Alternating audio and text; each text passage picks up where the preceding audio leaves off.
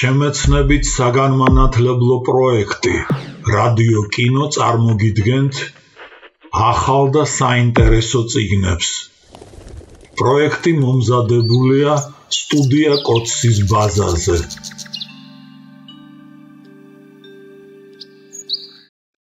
ნოდარ მაჭარაშვილი, კვაზიმოდოს ქალაქი. პატრიკ ოდიარს, რომელიც თავქარიანობითა და შარიანობით არავის ჩამოუვარდებოდა, ერთადერთი უახლოესი მეგობარი ჰყავდა, სენტ ეტიენელი პიკო ლენტილი, საფრანგეთის უშიშროების ყოფილი თანამშრომელი და სეკრეტ სერვისის მაიორი. ისინი მშობლებმა ჯერ კიდევ ლენინგრადში დააახლოვეს, როდესაც პიკოს დედმამა რუსეთში ესტუმრნენ ფრანსუას და ანასტასიას ოჯახს. პიკო ყალბი ბრალდებით სამსახურიდან რომ დაითხოვეს, უმუშევარი დარჩა და უფროსობის ჯიშჯილაგის გინებით დატოვა ოფისი. უნაკლოდ დაგეგმილი ოპერაციის ჩაშლაში ადანაშაულებდნენ. არადა საგანგებო დავალებით მოსკოვში ჩასული ვერც ციხით შეაშინეს რუსებმა და ვერც წამებით გატეხეს. რუსეთის სასჯელ აღსრულების კორუმპირებული სისტემის პირობებში პიკოს გათავისუფლება დიდძალი ხრთამის გარეშე სასწაულს უდრიდა. სიტყვა რომ ვერ დააცდევინეს, იძულებული გახდნენ იგი უდანაშაულოდ ეცნოთ. ყველა ბრალდება მოუხსნეს და სამშობლოში დეპორტით გაგზავნეს. ღირსება შეულახავი პატიმრობის მიუხედავად, ნერვები დააგლიჯეს კაცს და ფსიქიატრიულში უკრეს თავი. გასაიდუმლდა ვისი დაკვეთა იყო, მაგრამ ზოლიან პიჟამაში გამოწყობილმა ამჯერად ფსიქიატრიულის გისოსებს მიღმა ამოჰყო თავი. აქედან მალევე განთავისუფლდა, მაგრამ ეპილეპტიკის დიაგნოზითა და ტრანკვილიზატორების რეცეპტებით ხელში. პრენსის ციხეზე წამებამ ეპილეფსიური შეტევები დაუტოვა პიკოს. შინ დაბრუნებულს კი სამშობლოც უმოწყალოდ მოექცა. ძალოვანმა სტრუქტურებმა პენსიაც კი არ გაიმეტა მაიორი ლენტილისათვის. უსახსროდ დარჩენილი და თავმოყვარეობა შელახული, მამა-პაპისეულ ბინაში ცხოვრობდა მონტენის ქუჩაზე. შეძლების დაგვარად პატრიკი უმსუბუქებდა ყოფას და ყოველი თვის დასაწყისში ხელფასივით რეგულარულად ურიცხავდა თანხას ბავშვობის მეგობარს. მთელი ცხოვრების განმავლობაში სამეგობროს სული და გული იყო და ახლა თვითონ რომ გახდა საპატრონო და სამოწყალო, ადვილი შესაგუებელი არ აღმოჩნდა თავმოყვარე კაცისთვის. ერთ ჩვეულებრივ დღეს პატრიკ ოდიარმა ქუჩა გადაჭრა.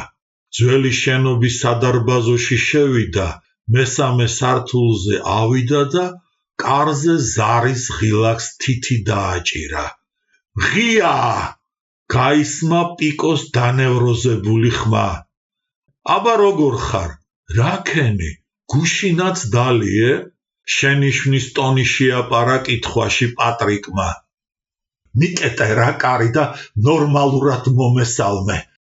შენი დატუქსვა და გამოძიება ღამაკლია. უკმეხად უპასუხა გაღიზიანებულმა პიკომ. საქმე მაქვს მუქთაღორა, მაგრამ მანამდე ყავას თუ შემომთავაზებ, ურიგო არ იქნება. მის თანხმობას აღარ დაელოდა, ისე წავიდა სამზარეულოსაკენ და ჩაიდანი გასქურაზე დადგა. მოყევი ერთი რა ამბავია. ტყუილად არ მოასკდებოდი ჩემთან. სამზარეულოში შეყვა და ცნობის მოყვარედ მიაჩერდა პატრიკს, რომელმაც ამასობაში ორმაგი ესპრესო გაიკეთა. ნიკა ხომ იცი? შენი ლენინგრადელი ძმაკაცის შვილი? რა შვრება ის? ისევ თამაშობს? მოდი რა სერგოს თავი დავანებოთ და შვილზე ვილაპარაკოთ. ერთხელ მაინც მოგეყვანა ჩემთან. რატომ არ გამაცანი? ხოდა მგონი ამჯერად ნამდვილად მომიწევს. რატომ? რამე ხიფათში ხომ არ გაყო თავი? პიკო მიჩვეული იყო რთულ სიტუაციაში, როცა აღმოჩნდებოდა პატრიკი ყოველთვის მასთან რომ გარბოდა დახმარებისათვის. მართალია, ლენტილს ძველი ურთიერთობები აღარ გააჩნდა ძალოვანებში, მაგრამ სამაგიეროდ კაცურად გვერდში დგომა და ზუსტი რჩევის მიცემა შეუმცდარად შეეძლო. რატომ გაჩუნდი? შეემთხვა მეთქი რამე? კვლავ ჩაეძია პიკო ჩაფიქრებულ პატრიკს. ძმაო, რომელი ერთი ჩამოგითვალო? ჰიუგოს პროსპექტის ტერაქტის გარდა შეგიძლია ყველაფერი უკლებლივ, მაგ ამბავს გვერდს ვერ ავუვლით. გადაჭრით უთხრა ოდიარმა და ფანჯრის რაფას ზურგით მიეყრდნო. კინო დარბაზში რაც მოხდა ზეპირად ვიცი. რამე ახალია, რასაც ჩემს ყურამდე არ მოუღწევია? ნეტავ თუ რაიმე გაიხმაურებს ჩვენს ქალაქში, შენ რომ ვერ შეიტყო. ვეღარ ვარ ისეთი მაგარი, ჩემო პატრიკ, ბევრი რამე ხდება პარიზში ისეთი, წარმოდგენა რომ არა მაქვს. მოკლედ ძალიან წვალობს ეს ბიჭი და მეწოდება. გითხარი კიდეც, ჯერ იყო და თვითონ იჯდა საჭესთან, როცა უახლოესი მეგობარი მოუკვდა. ისეთი სასოწარკვეთილი იყო, მამამისმა მემთხოვა შემეფარებინა. ხომ იცი საფრანგეთი რა რთული ქვეყანაა ფრანგულის უცოდინარი კაცისათვის. თავიდან ისე გაუჭირდა, ვიფიქრე, ხომ არ გავაბრუნო საქართველოში მეთქი. მერე ენის კურსებზე დავაწყებინე სიარული და რეინოსთან მივიყვანე კინოდარბაზში. საქმე რომ გაუჩნდა, თითქოს ცხოვრებისაკენ შემობრუნდა და დაწყნარდა. და ახლა რაღა მოელანდა? თუ დამაცლი და დამამთავრებინებ მოყოლას, მიდი გაცლი. რეინოს შენობიდან ხომ მოგიყევი, რის ვაივაგლახითაც გამოვაღწიეთ. მაგას რა დამავიწყებს? ხოდა სანამ ჩამსხრეული ფანჯრიდან ვისკუპებდით, ერთ-ერთი ტერორისტი დაიდახა ნიკამ. როგორ? ნიღაბი არ ეკეთა? ეკეთა, მაგრამ აჩემებული აქვს. გადახტომამდე თვალებით შევეფეთეთ ერთმანეთს, მის შავ თვალებს და მზერას რა დამავიწყებსო? ხოდა უთხარი ჯობს დაივიწყოს. უბედურებაც ეგაა, რომ ვერ ივიწყებს. მე რა ვუშველო, სტრესია, დროთა განმავლობაში დაივიწყებს. მაგის სტრესიდან გამოყვანის ნერვები სადამ აქვს. ვერ ხედავ რა დღეში ვარ, ფსიქოტროპული წამლების დაცლილი ყუთებისაკენ გაიშვირა ხელი პიკომ. მხოლოდ სტრესის ამბავი არ უნდა იყოს. აბა, კრეკს ხომ არ ეწევა? არა მგონია, ჩაფიქრდა ოდიარი, მაგრამ რატომღაც ეგრევე გამორიცხა ნიკას განარკომანება. ჩემს ძმისშვილს და ნიკას ერთმანეთი შეუყვარდათ. სერიოზული ურთიერთობა აქვთ. მიმის იცნობ შენ. როგორ არა? იწყინა პიკომ. ხოდა ერთ დღესაც რივოლის ქუჩაზე მისეირნობდნენ და მოულოდნელად მიმის აბუჰაანელი მეგობარი ჯაჰან თურანი შემოეფეთათ. ნიკამ აიჩემა მომკალით და ჯაჰანი იმ ტერორისტის თვალებით მიმზერდაო.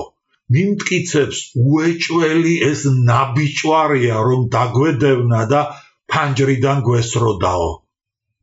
ამოჩემება მგონია, რადგან ყველა ბოროტმოქმედი ლიკვიდირებულია. მიმის ის არაბი მეგობარი შეუძლებელია ტერორისტი იყოს. ერთ-ერთმა ალყის გარღვევა და გაქცევა ხომ მოახერხა. კი, მერე აკვიატებული აქვს, გინდა თუ არა, ეგ გაქცეული ჯაჰანგირიაო. კი, მაგრამ იმასაც ხომ მალევე მიაგნეს და ბოლო მოუღეს. ჰალილ ელ-შარავიო ტელევიზორშიაც გამოაცხადეს და მისი ფოტოც აჩვენეს. არაფრის გაგონება და დაჯერება არ უნდა. მოკლული ვიღაცაში აერიათ და ის ვიღაცა ჯაჰანიაო. ნუ მაგას პარანოია თუ აქვს, ეგ არ ვიცი ძმაო, ხრები აიჩეჩა პიკომ. არც მე მჯერა მაგ ვერსიის, მაგრამ ვაი და მართალია. არ ამგონია რაღაც მონაჩმახს გავს ეგ ყველაფერი. ხელის ჩაქნევით დაადასტურა თავისი აზრი ლენტილმა. მე საფრანგეთში შენს გარდა მეორე კაცი არ მეგულება ტერორისტთან ბრძოლაში დიდი გამოცდილება რომ გქონდეს. შეიძლება,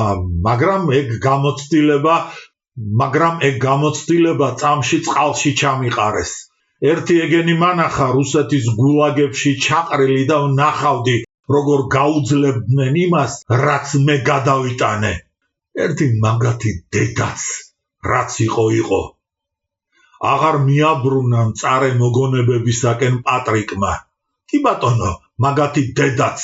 სათქმელად ადვილია, მაგრამ მე სიცოცხლის და ჯამრთელობის ფასად დამიჯდა. ვიცი პიკო, ვიცი, მაგრამ ცხოვრება გრძელდება და ამ განსაცდელსაც უნდა გაუძლოთ. ლენტილმა აღარაფერი უპასუხა. წამოდგა და ოთახში ნერვიულად სიარულს მოჰყვა. პატრიკიც გაჩუმდა და აცადა, რომ დაწყნარებულიყო. შენთან იმიტომ არ მოვსულ ვარ, რომ ჯაჰანი დაგაჭერინო. ერთი მხრივ დიდი შანსია უდანაშაულო აღმოჩნდეს, მაგრამ მეორე მხრივ ვაი და ამ აბუჰაანელ ბიჭთან მეტი სიფრთხილე იყოს საჭირო. არავის დახმარება არ მჭირდება. თუ დავრწმუნდები, ნიკა მართალია, ჩემი ხელით მოუღებ ბოლოს იმ ვიღაც ჯაჰანგირს. ნიკას ვერსია თუ დადასტურდა, ხარში ამოგიდგები. თავს არც მე დავზოგავ. პიკო კვლავ უსიტყვოდ დააბიჯებდა აქეთ-იქით. მერე სარკესთან მივიდა და საკუთარი თავი შეათვალიერა. უცნაური, მაგრამ ეფექტური გარეგნობის კაცი იყო. სეკრეტ სერვისის ყოფილი მაიორი, ჩაცვენილი ლოყები, გამოკვეთილი მყრიმალები, კეხიანი ცხვირი, წვრილი, ძლივშესამჩნევი ტუჩები და დაწმენდილი ზღვასავით ლურჯი და ცოცხალი თვალები. კარგი, მაგ თემას მერეც მიუბრუნდეთ. სულ მინდა კითხო, სენ ეტიენის სასახლეში რა ხდება? არ გააქირავებ? მოულოდნელად იკითხა პატრიკმა. არა, დედაჩემი და დეიდაშვილი ცხოვრობენ. გულგრილად უპასუხა პიკომ. იქნებ გამოვნახოთ დრო და ჩავიდეთ სენ ეტიენში. სიყმაწვილეში რამდენი მშვენიერი საღამო გაგვიტარებია იქ. შენ არ გენატრება ის კარმიდამო? 20 წელია მაგ მონატრებაზე მელაპარაკები, აღარ მოგბეზრდა. ცოტა არ იყოს უსიამოვნოთ მიუგო პიკომ და სავარძელზე დაეშვა. ოდიარი მიუახლოვდა, დაიხარა და თავზე აკოცა. წავედი. ბულანჟერიების საქმეს უნდა მივხედო. ძალიან მიყვარხარ. ერთმანეთის იმედი ნურც გამოგვლეოდეს, ჩემო ძმაო. გულწრფელი იყო პატრიკი, როგორც ყოველთვის. ოდიარმა ლენტილის მონტენის ბინა დატოვა. ნიკას სინდისის ქენჯნა ტატიანას დღიურის იდუმალებამ გადაწონა და ერთ მშვენიერ დღეს ცნობის მოყვარეობამ კვლავ დაუკითხავად შეიყვანა მასპინძლის ქალიშვილის საძინებელში. მოიხედა და რველს ვერ მიაგნო. კარადა გამოაღო, მაგრამ ტანისამოსის გარდა ვერაფერს გადააწყდა. ის იყო კომოდის უჯრა უნდა გამოეღო, რომ ვიღაცამ საგანგებოდ ჩაახველა. ალბათ სიკვდილი ერჩივნა ტატიანას დანახვას, მაგრამ სხვა რა გზა ჰქონდა. თავი მოაბრუნა და მის უსაზღვროდ გაკვირვებულ თვალებს შეეფეთა. რამ უფრო დაგაინტერესა, ვის გამო ეჩხუბებოდა მამაჩემი დედაჩემს, თუ თავის მოკლა ხომ არ გადაწყვიტა და შეგნებულად გაგვიმეტა ჩვენს ბურგუნდიის ხევში გადასაჩეხად. მისალმებად და თბილად მოკითხვას ისედაც არ ელოდა ნიკა თავს წამომდგარი მასპინძლისაგან, მაგრამ ამგვარი შეკითხვის დასმამ საბოლოოდ დაამუნჯა. რაზე მიანიშნებდა ტატიანა? ასეთი რა მიზეზი უნდა ჰქონოდა პატრიკს, რომ მთელი ოჯახი სასიკვდილოდ გაეწირა? რა ჯოჯოხეთი ტრიალებდა მის თავს ამგვარი სისასტიკის ჩადენა რომ აიძულა?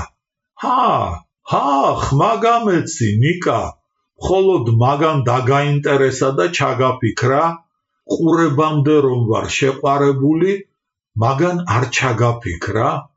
დავიჯერო, იმდენად მიამიტიხარ, ვერაფერს მიხვდი არა? სანამ ჩემი დღიური დაუკითხავად არ გადაფურცლე. თუ იმდენად გულგრილი და უკარება ბრძანდები, რომ უბრალოდ გაატარე. ტატიანა მკაცრად და სისასტიკემდე დამცინავად ელაპარაკებოდა. ნიკასთვის გასაოცარი ის იყო, რომ მას არც ხმის ტემბრი შეუცვლია და არც გაღიზიანება დასწყობია.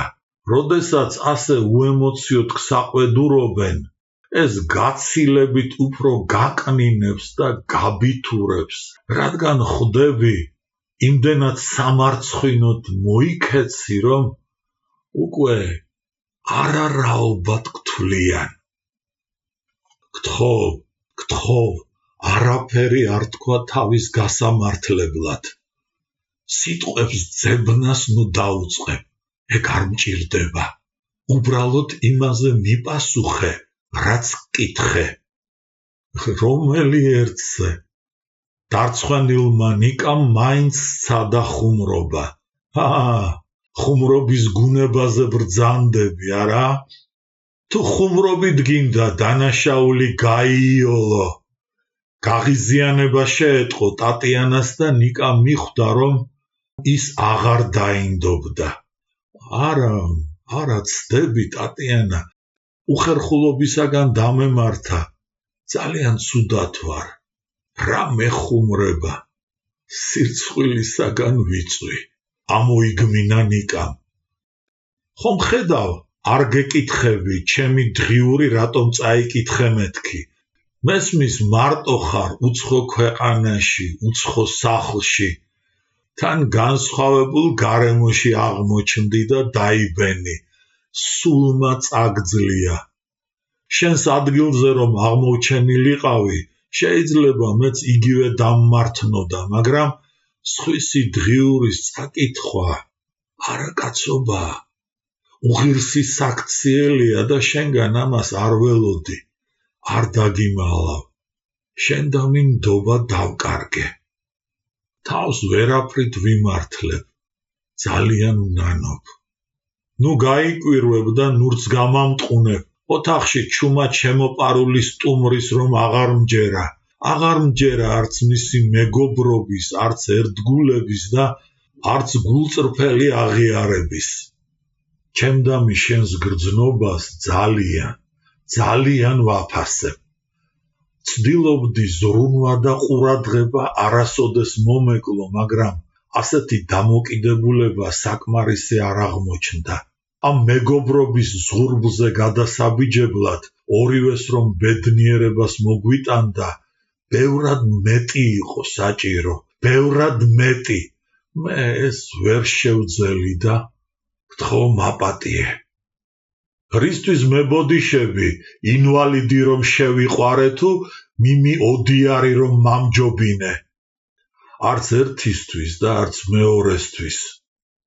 შენი მდგომარეობა ჩემი გრძნობების განმსაზღვრელი მთავარი ფაქტორი არ ყოფილა. ღმერთმა დამიფაროს ასეთი ნაძირალობისაგან. მერწმუნე ასეა, გრძნობები არაფერს გვეკითხება, ისე mbრძანებლობს ჩვენს გულებზე და ნაძირალა რომ ყოფილიყავი, პატრიკს შეუმჩნეველი არ დარჩებოდა და თქვენი სტუმარი ნამდვილად არ ვიქნებოდი. რა იცი, იქნებ პატრიკი შენზე დიდი ნაძირალაა. ამ სიტყვებმა დენის დარტყმასავით იმოქმედა ნიკაზე. ცხადი გახდა დედის გარდაცვალებას, თავის დახეიბრებას და ობლად გატარებულ ბავშვობას ქალიშვილი მამას აბრალებდა. ტატიანასაგან ასეთი სასტიკი განაჩენის მოსმენას არ ელოდა ნიკა. დარწმუნებული იყო პატრიკის პატიოსნებაში, სამართლიანობაში და ახლა მზად იყო მის უსაყვარლეს ქალიშვილს დაპირისპირებოდა. თავის სამართლებელი არაფერი გაქვს, ნიკა. მამისადმი გრძნობა რომ დაგებედა, ეს შენი თავისუფალი ნებაა. რასაც წინ მე კი არა ღმერთიც ვერ აღუდგება, რადგან დღიურს უწერდი, ესე იგი განმარტოება და ჩემი სულიერი განცდების საიდუმლო შენახვა მინდოდა. მწვანე რვეულის შესახებ არავის არ უნდა გაეგო და კიდევ ვიცი, ჩემსავით დედით ობოლი ხარ, უდედოდ გატარებული ბავშვობა შენთვისაც ცარიელია, ვიდრე ცოცხალი ვარ, არ დამავიწყდება ჩემი დედის სითბო და ღიმილი. სწორედ ეს სასწაული მომიკლა მამა ჩემმა. თუ შენ ჩემს ადგილას აპატიებდი პატრიკს. არ ვიცი. ძალიან გამიჭირდება, მაგრამ ალბათ მაინც შევეცდები. შენ ახლა მამაკაცური თანაგრძნობა გალაპარაკებს. კაცის კაცურად გამართლებას ცდილობ, მაგრამ არც ერთმა არ ვიცით მანამდე რა მოხდა. გთხოვ, თუ მის გამართლებას განაგრძო, სჯობს უსიტყვოდ დამტოვო. მე როგორც ოჯახის წევრს ისე გესაუბრები და რასაც ვფიქრობ არ გიმალავ. პატრიკს გონია რომ არაფერი მახსოვს, მაგრამ ცდება, სანამ განგრეული ჯებირიდან გადავვარდებოდით, ყველაფერი მახსოვს, რაც მანქანაში მოხდა და ითქვა. რისი თქმა გინდა, რომ ერთად ამოწყვეტილიყავით? მანქანაში დატრიალებული ამბავი, ფირზე აღბეჭდილიც რომ ვნახო, მაინც ვერ დავიჯერებ, რაც დღიურში გაქვს აღწერილი. ძალიან გთხოვ, მარტო დამტოვე. მოულოდნელად მოუჭრა ტატიანამ. ნიკამ მისი ეტლის წინ დაიჩოქა და ხელზე აკოცა. მაპატიე ტატიანა, ძალიან гтхов, мапатие. Я не люблю, когда мне лезут в душу, тем более, когда в нее плюют. უცაბედად ვლადიმერ ვისოცკის ლექსიდან ორმა ტაეპმა გაუელვა გონებაში და კიდევ ერთხელ დარწმუნდა ნიკა, რომ საყვარელი პოეტები გაჭირვების ჟამს უფრო გამხნევებენ თავიანთი ჯადოსნური სიტყვებით. თითქოს ხელოვანისა და უბედური ადამიანის ბედი ერთმანეთზეა გადაჯაჭვული. ეს ის იდუმალება ღვთაებრიობას რომ მატებს მხატვრულ ლიტერატურას, მაგრამ ახლა პოეზიის დრო არ იყო. უხერხული ვითარებიდან გამოღწევის სხვა საშუალებისათვის უნდა მიეგნო ნიკას. თავისთვის უნდა ეშველა და ხაფანგში გაბმულს, თუნდაც ტკივილით, მაგრამ მაინც უნდა დაეღწია თავი. ისევ ტატიანამ მოუხერხა ლაბირინთიდან თავი რომ დაეღწია. ახლა წადი, მეძინება და დასვენება მინდა. ეცადე 7 ღამე გქონდეს და დავივიწყოთ, რაც მოხდა. ორივესთვის ასე აჯობებს. ვიცი, კარგი ადამიანი ხარ და უბრალოდ ცდუნება მგძლია. ჩვენი ოჯახის შესახებ შეგეტყო ის რაც დაფარულია. წავალ, ოღონდ მითხარი რომ ნაწყენი არ ახარ.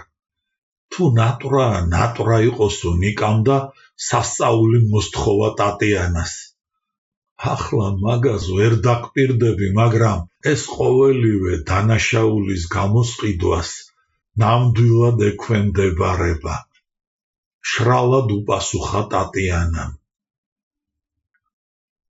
კვაზიმოდოს სამრეკლოს გუგუნს სენაში შეჭრილი სიტეს კუნძული აღარ შეუწუხებია. დედაქალაქი ისე როგორც არასდროს სამხრეთ საფრანგეთის სოფელივით ჩამკვდარიყო. ჯებირებზე ბოქლომებ მიბმული შეყვარებულთა ხიდი უჩვეულოდ გაუკაცრიელებულიყო. ევროპის სული და გული, მისი აღმატებულება პარიზი ძილში ბორგავდა და ცუდ სიზმრებს ხედავდა. ნოტრ-დამის არქიდიაკონი ტაძრის შესასვლელს კეტავდა და ლოცავდა თავის საყვარელ შვილებს. ტატიანასთან საუბრის შემდეგ ნიკას ცხოვრება რადიკალურად შეიცვალა. მაღალ გაუვალ ბალახში შიშისაგან ჩაყურსულ მსხვერპლს დაემსგავსა. წუთი წუთზე ნადირის მომლოდინეს. ყველას გაურბოდა. იქით პატრიკს ერიდებოდა. აქეთ ტატიანას ირცხვენოდა. ყველაზე მეტად იმას ნატრობდა მიმის არ გაეგო ეს ამბავი. არ სურდა ბიძაშვილების ერთმანეთთან გაუცხოების საბაბი თვითონ ყოფილიყო. რა თქმა უნდა, არც ტატიანას დღიურის შუმად კითხვას მოუწონებდა შეყვარებული. პატრიკმა შეამჩნია უგუნებობა სტუმარს, მაგრამ იფიქრა, ისევ ტერორისტზე ფიქრობსო. ერთადერთი ვანესა არ აკლებდა მას ჩვეულ ეჭვიან ყურადღებას, მაგრამ ხელჩასაჭიდი ვერაფერი მოიხელთა. დარდის გასაქარვებლად ნიკამ ანვერის ბულვარზე ჩამწკრივებულ ბორდელებსა და კაფეებში სიარულს მოუხშირა. ბლანშის მეტროსთან მულენ რუშში ქალების ფეხის აკვრით ცეკვასაც დაესწრო. ვერ მიხვდა ტულუზ ლოტრეკი რატომ იყო ამ წარმოდგენით აღფრთოვანებული. ვითომ მის დროს უკეთ გამოსდიოდათ, თუ უბრალოდ იმ ეპოქისათვის გამაოგნებელი სიახლე იყო. ანვერის ბულვარის ჩასახვევებში შებინდებისას სიტუაცია იძაბებოდა. ირლანდიური ვისკითა და ლუდით გამომტყვრალი აფრიკელი ზანგები ერთმანეთს ბოთლებს ალეწავდნენ თავზე. თვალებს ერთი მეორის მიყოლებით ტენიდნენ პოლიციის მანქანებში და სირენის კივილით მიაქანებდნენ კომისარიატში. ნიკამ ჰენრი მილერის საყვარელ ბოზების კაფე დელ ელფანში შეიჭყიდა. შიგნით თამბაქოსაც ყიდდნენ და ნისლივით დამდგარ სიგარეტის კვამლში გახვეული კახპები ლანდებივით მიმოდიოდნენ. შევიდა, ბართან ჩამოჯდა და რძიანი ამერიკანო შეუკვეთა. უგუნებობისაგან ისე დათრგუნულიყო, რომ შეიძლება სექსის დროს არც არაფერი გამოსულოდა, ამიტომ აღარ გარისკა და ყავას მიეძალა. ალბათ მთელს დედამიწაზე ყველაზე ამპარტავანი და თავხედი ბოზები პარიზში არიან. სევდას და უიმედობას ვერ ამოიკითხავ მათ გაცისკროვნებულ თვალებში. გამოხედვასა და ლაპარაკში ვერასდროს შეატყობს სინანულს, თავდაჯერებული და თავის პროფესიონალიზმში დარწმუნებულნი შვიდად და ბედნიერად სუნთქავენ პარიზის ბინძური ქუჩების ჰაერს. თითქოს ბედს არ ენდურიან. მათთვის ისიც საკმარისია, რომ ზღაპრულ ქალაქში მოხვდნენ. ხელმოკლე მწერლების, გეი კუწურიეების, დიდარი ბურჟუების, პიკასოს და მოდელიანის, ნაპოლეონის და კვაზიმოდოს ქალაქში უკვე 100 წელი მიწურულიყო ლიტერატურისა და ფერწერის გენიოსები ამ საროსკიპოებსა და კაფეებს აღარ სტუმრობდნენ, მაგრამ მათი სიხარული და დარდი, სუნთქვა და ნაკვალევი დღევანდლამდე აღწევდა და კვლავ ძალუმად იგრძნობოდა. ამას ძირძველი პარიზელებიც აღიარებენ. დილა გათენდა ნიუ-სურ-სენში. ვანესა საოჯახო საქმეს შეუდგა. პატრიკი გარიჟრაჟზე გავიდა შინიდან და დიჟონის გზას დაადგა ბურგუნდიისაკენ.